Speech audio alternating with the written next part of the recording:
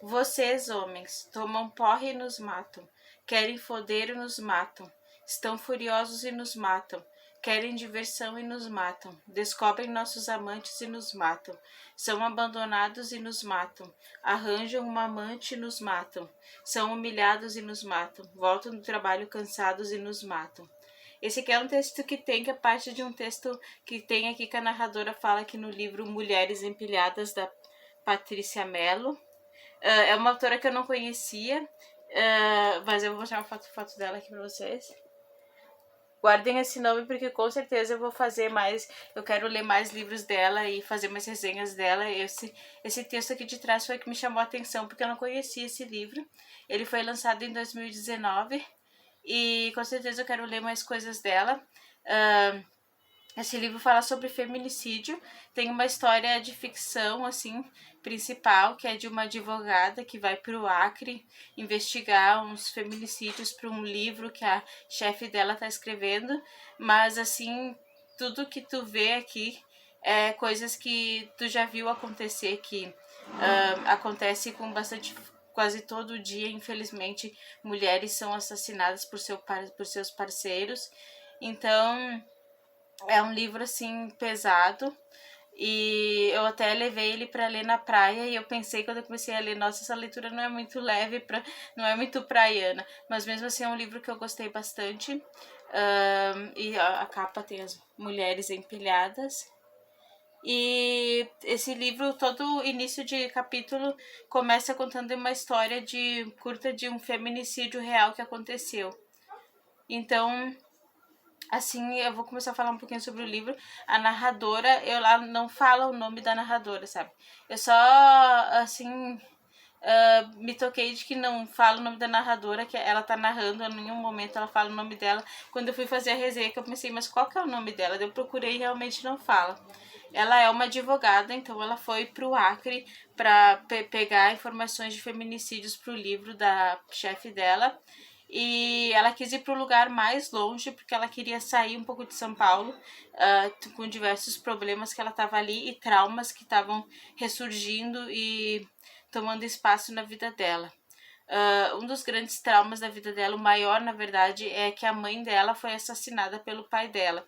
Então a própria mãe dela foi vítima de feminicídio. Ela tinha 4 anos e ela não recorda. Ela tem algumas lembranças aqui e acolá de algumas coisas que estavam acontecendo, do pai brigando com a mãe, da mãe chegando para buscar ela, eles eram separados, mas assim são flashes assim que ela não consegue realmente lembrar de tudo. Então, e é um grande trauma, ela queria fugir um pouco da cidade, já vou falar um pouco mais sobre o que. E aqui ela tem diversos, assim, pensamentos dela aqui que são, assim, bem interessantes, que ela fala, assim, por exemplo, que o crime de feminicídio é um crime que pode atingir qualquer mulher. Não importa a profissão, não importa a faixa etária, raça, tipo, então... e aqui também que fala que é uma coisa que a gente sabe que quase todas as mulheres que são assassinadas, que a gente toma notícia, elas têm alguma relação com o seu assassino. Pode ser companheiro, pai ou irmão, mas geralmente é companheiro, marido, namorado.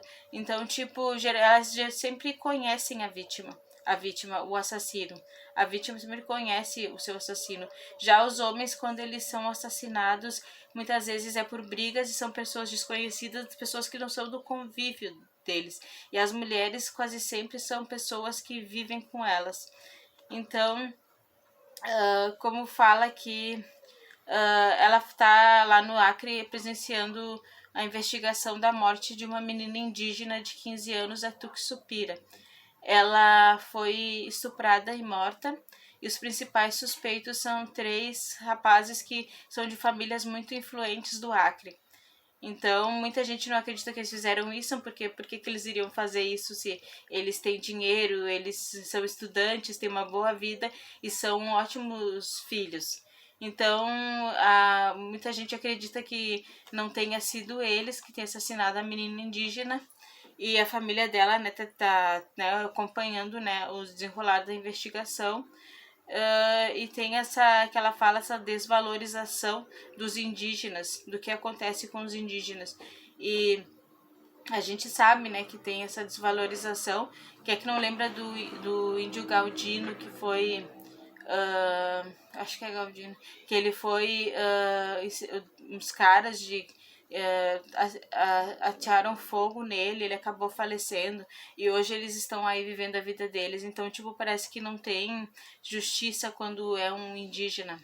E aqui ela também queria fugir da cidade por conta do namorado dela, o Amir, que agora já é ex-namorado. Ele é advogado também e eles estavam numa festa e ela foi lá fora fumar e demorou. Ele tava bêbado, ele começou gritar com ela, perguntar onde tu tava, xingar ela, sua vagabunda, e pegou e deu um tapa no tabefe no rosto dela. Então ela ficou, assim, muito chocada com aquilo, porque aquilo fez ela lembrar imediatamente do que aconteceu com a mãe dela. Então ela cortou ele total, mas ele ficava correndo. Ela pegou e quis ir para o lugar mais longe para pesquisar para o livro da patroa dela, para ficar longe também das lembranças do que aconteceu com a mãe dela e desse Amir. Só que ele ficava naqueles dias mandando mensagens e ligando. Só que ela disse que ela não ia cair nessa. Como ela fala que essa era a primeira fase, era a agressão. A segunda fase é a hora em que o cara pega e muda totalmente. Ele fica adorável, ele pede perdão, diz que vai mudar e por um tempo fica assim. Só que ela disse que ela não ia acontecer o que aconteceu com a mãe dela. Ela, como advogada, ela já viu esse caso muitas vezes e está estudando sobre isso. Tá vendo isso no trabalho dela, então ela não ia cair. O erro das mulheres que ela fala é cair na segunda fase, que é acreditar e perdoar e voltar com a pessoa.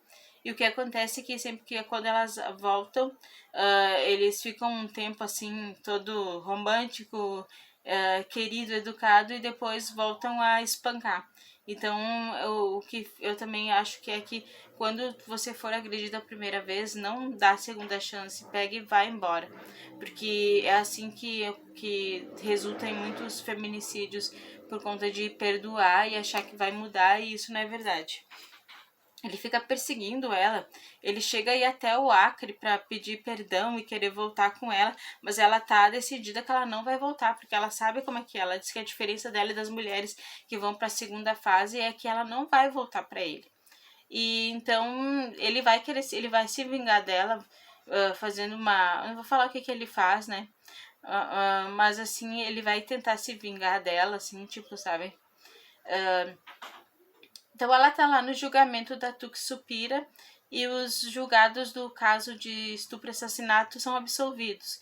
Porque não tem provas, porque são influentes, porque eles têm dinheiro. Isso a gente já viu antes, né?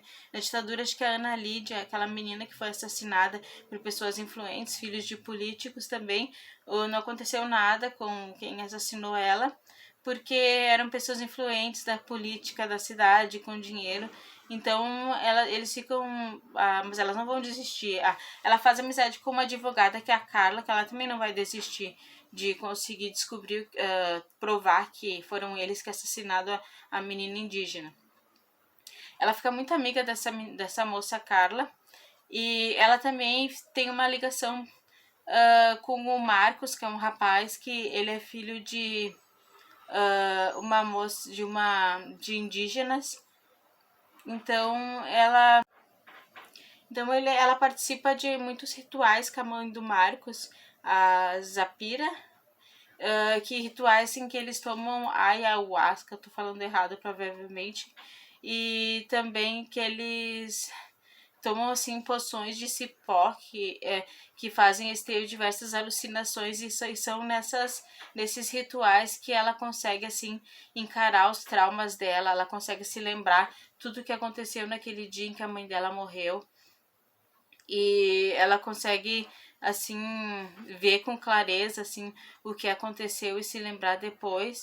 E também ela acaba assim vendo o título assim, Mulheres Empilhadas, é que ela tem um caderno que ela põe os casos de feminicídios, e ela também, quando ela tá naquelas alucinações dela dos chás indígenas, ela imagina assim várias mulheres que foram assassinadas, ela vê essas mulheres assassinadas empilhadas e a mãe dela embaixo. Então, uma coisa assim que ela consegue assim entrar em contato com, assim, ela faz os rituais, né, com diversas mulheres e elas imaginam assim, alucinam assim que estão se vingando daqueles homens, sabe, que fizeram mal a elas. Então é bem interessante essas partes dos rituais que tem no, e ela consegue se lembrar tudo da mãe dela. Ela começa a ter um lance com um caso com esse rapaz, o Marcos, que é filho da Zapira, e e também ela fica muito amiga dessa moça, a Carla. E aqui ela fala uma coisa que a Carla fala pra ela: tu pesquisa morta pelo no Google, falou pra narradora, que tu vai ver uma enxurrada de morta pelo marido, morta pelo namorado. Então, e eu fiz isso também. Eu botei assim no Google imagens morta pelo e aparecia foto de muitas e muitas mulheres, só pra ter uma noção de quanto de feminicídios que acontecem. É assim, como ela fala, foi uma enxurrada de sangue no rosto dela ver tantas mulheres que morrem por feminicídio. Aí ela vamos ter, não posso falar mais que vamos ter o desenrolar da história, porque ela vai, não vão desistir de botar os culpados, porque os culpados da Tuxupira vão pra cadeia, e ela não vão desistir disso, e vão ter várias reviravoltas e coisas mais que vão acontecer aqui. É um livro assim violento, pesado, mas muito bom. E outra coisa que eu queria falar, que eu não posso falar mais do desenvolvimento, mas é bem interessante, assim, sabe? Que eu queria também, nesses esses rituais que elas fazem com as mulheres indígenas, que ela vai que ela toma os chás, eles são bastante poderosos para entrar com o seu. Elas falam sobre o seu eu feminino, sobre assim coisas íntimas, e ela vê a Tuxupira, a menina indígena, nesses rituais, sabe? Daí elas falam assim sobre o que é ser mulher.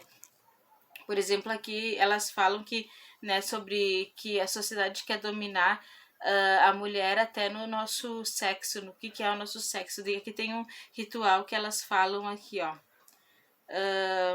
Tuxupira encontrou seu sexo jogado numa pilha que se lia bocetas rosas. Para vender? Perguntou uma. A mais alta, explicou. Elas falam toda a opressão que tem sobre o nosso sexo.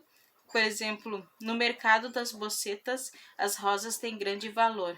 Por isso, nossas vaginas estão sendo operadas. Recortam nossos grandes lábios, reduzem nosso monte de Vênus, estreitam nossos canais, clareiam a nossa xoxota. Esses açougueiros, esses carniceiros, caçam nossas bocetas como se fôssemos borboletas. Então falam, tem uns palavrões aí que vocês viram, mas é aquele negócio, né, de além do feminicídio, ter esse negócio de, né, querer dominar o corpo da mulher e moldar o nosso corpo, querer assim, né, tipo, até o nosso sexo, nossa vagina não tá livre de para ser livre, para ser o que é mesmo. Então é um livro que eu gostei bastante, bem impactante, com certeza quero ler outras coisas. Vou mostrar agora o que eu tô lendo. Eu tô lendo esse livrinho porque eu já li algumas vezes de crônicas do Luiz Fernando Veríssimo, a Mulher do Silva. Eu vou ver se eu conto alguma crônica, assim, um vídeo. E eu tô quase terminando esse livro de astronomia, 50 fatos e descobertas fundamentais explicadas de forma clara. Então é isso, gostei bastante do livro da Patrícia Mello. Fica a dica. Tchau.